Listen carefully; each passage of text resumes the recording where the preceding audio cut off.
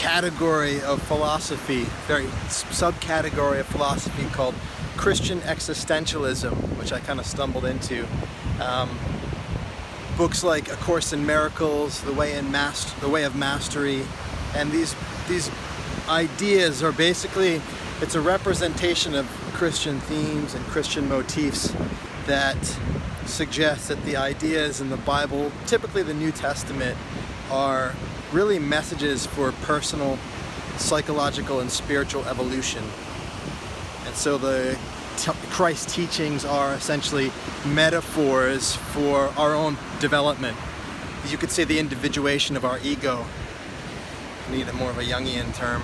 And I really like these texts because I spent, the first 12, 13 years of my life being indoctrinated into Christian themes and ideas and motifs. And at a very young age, that of course came with the sense of magic, and through that belief I kind of felt a sense of spirit. And so these stories, these ideas from the Christian myths and books, religions, they're rooted in me, and they have some power. And so when I can revisit them in a way where it suggests that these are messages that can help me evolve and open my mind and to live more from an inspired, intuitive, and spirited life, I want to move towards that because it's useful and it works. And so anyway, I was thinking of, I don't know how it came to me. Oh, I know, I was coaching a client, and he lives between two people in his apartment building who, in his opinion, the guy on one side is an asshole and the people on the other side with kids are psycho. And we're talking about growing his business, and it was like, I could just see that his capacity to grow his business was limited by his emotional state that was being created by his experience of the people they lived between. And so until we kind of helped him move those people out so he could be at peace, I knew that it was going to be limiting his ability to be effective in his business. And so I challenged him to move them out. Metaphorically speaking, at least at first. So what do I mean by move them out metaphorically? Well, that's when my mind jumped to the idea, love thy neighbor as thyself.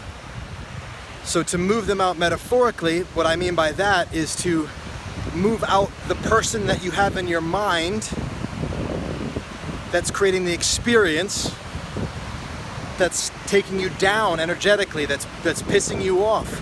Because there's just people on the other sides of the walls, and you're thinking about who they are and what they're doing and what the noise they're making is what generates the actual experience you're having. And so to move them out metaphorically means to change your experience of them so that the people that you're right now believing live there and you're experiencing through your body no longer live there.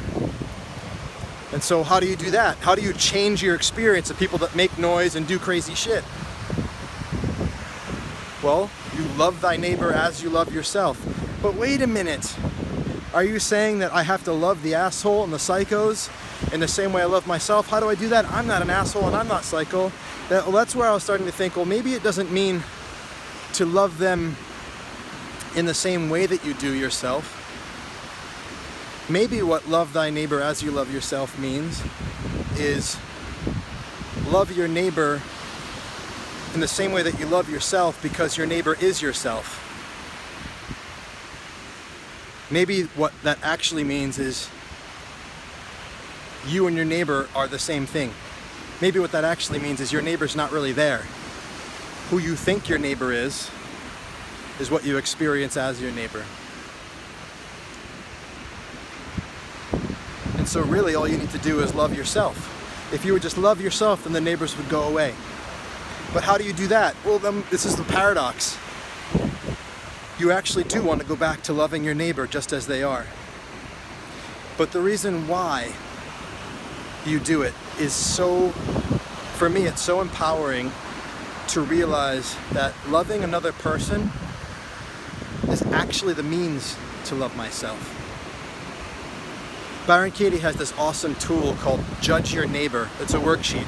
It's got a bunch of questions that elicit judgments about another person. So you pick somebody like your literal neighbor, maybe if it were my client, or your family or your friends, or just some person who's pissing you off. And you write down all the things you don't like about them.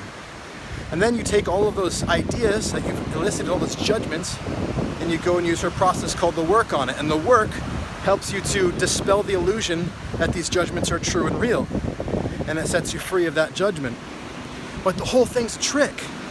The whole thing's a trick. She uses judgment of another person as a way to get you to stop judging them, and all of that's a trick, because really any judgment you have of another person is a projection of a non-acceptance of an aspect of yourself. And so she totally tricks you into loving yourself instead of judging and hating yourself by having you think it's about somebody else. And I love the process. It's so useful, really helpful for me too. And so love thy neighbor as you love yourself, or love thy neighbor as yourself, for me it really means to not judge your neighbor, because when you're judging your neighbor, you're judging yourself. So if you want to love yourself, love your neighbor. And so the perfect opportunity, wow, to move into an apartment where one person on one side is an asshole and the person on the other side has psycho kids. What better context to learn how to love myself? If I can love them, I can love myself so deeply automatically, because loving them is loving me. Jeez. I hope that I move into a house one day where I've got an asshole on one side and psychos on the other, because man, what a chance to learn how to love myself so much more deeply. Love thy neighbor as a means of loving myself. Love thy neighbor as a means of loving yourself. Move them out. And here's the thing, here's another reason why to move them out, metaphorically, in your mind and your heart. Another way of saying that, allow them to be as they are, love what is because the moment I'm at peace with them, my capacity to create something different in the physical world goes way up. My ability to communicate with them and talk with them and create a new way of behavior in them, in their house, how they make the noise, what noise they make, what they do, the chance that I could influence their actual way of being at all goes up exponentially when I'm loving them instead of judging them. So if I want them to, if there's any chance of them physically moving out because of our conversations and how I be with them, if there's any chance at all, it's going to come from me loving them as they are. And that's the paradox. I'm laughing because that's the crazy thing about creating with love.